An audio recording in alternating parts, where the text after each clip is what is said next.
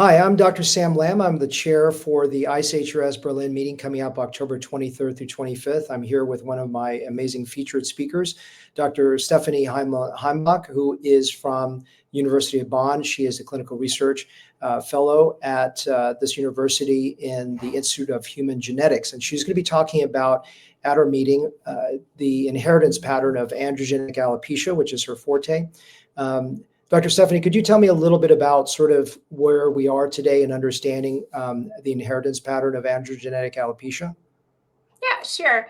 So, so far we've identified more than 350 loci throughout the entire genome that we're sure playing a role in the personal risk to develop androgenetic alopecia. We've identified a number of promising candidate genes at these loci and got some hints on pathways involved and how they may impact the key pathophysiological signs of balding. But there's also, of course, a lot that is not yet known. So we're continuing our research into the genetic basis.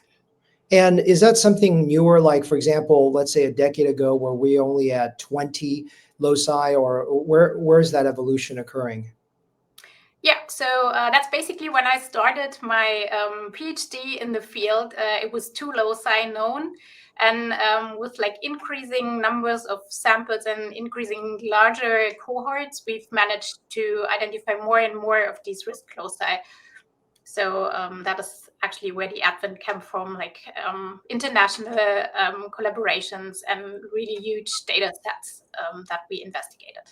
And do you feel like you're at the tip of the iceberg, or do you feel like you've gotten, is there any way that you can say that you're probably 80% of the way, or any idea? So the loci that we identified so far, they explain roughly 40% of the phenotypic variance in male pattern baldness.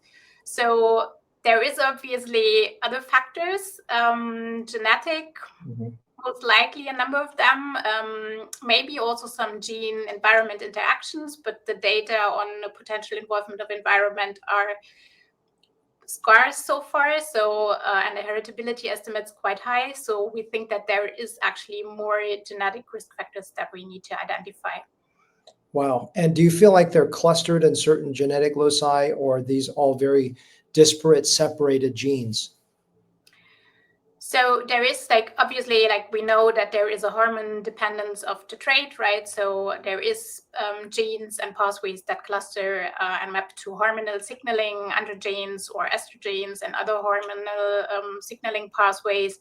But also Wnt signaling is something that pops up again and again in the data, and some other pathways. So it seems that there is indeed a clustering in certain pathways that obviously play a role in hair biology.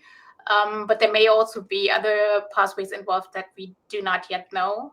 And my personal guess would be that from man to man, it may differ what pathway is actually more important for their personal phenotype, so that there is maybe subgroups of men actually, or male pattern baldness phenotypes kind of that we look at as one.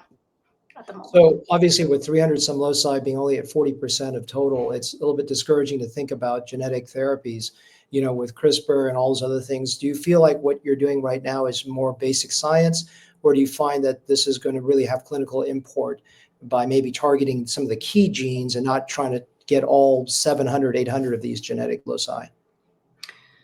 Yeah, so of course it's at the moment it's basic research, understanding what the genetic roots of the hair loss are, what pathways are involved, and thereby also getting clues on how the biology works, and maybe getting targets that we can use as potential drug targets for intervention.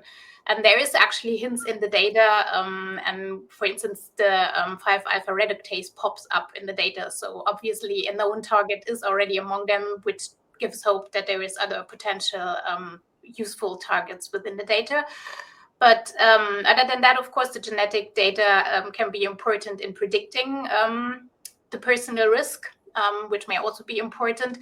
Plus, it may also have a relevance in terms of drug response. So whether a man responds positively to a treatment or not, whether it's helpful for them. So it could also be seen as a potential companion diagnostics tool for improving treatment. So are you working with any pharmaceutical companies or any of the people to try to figure out a way to implement some of the knowledge that you're gaining? So we are not intensively collaborating with pharmaceutical companies. We have done some more basic research projects together with Henke, but yeah, it's nothing that is like really about to hit the market, I'd say. Understand. Well, Dr. Stephanie, I'm so grateful for your time, and I really encourage all of you guys who are listening to this to please come October 23rd to the 25th in Berlin for the ISHRS meeting, our annual meeting, and it's going to be amazing. So stay tuned, and really I look forward to hearing your whole lecture. Thank you. Thank you.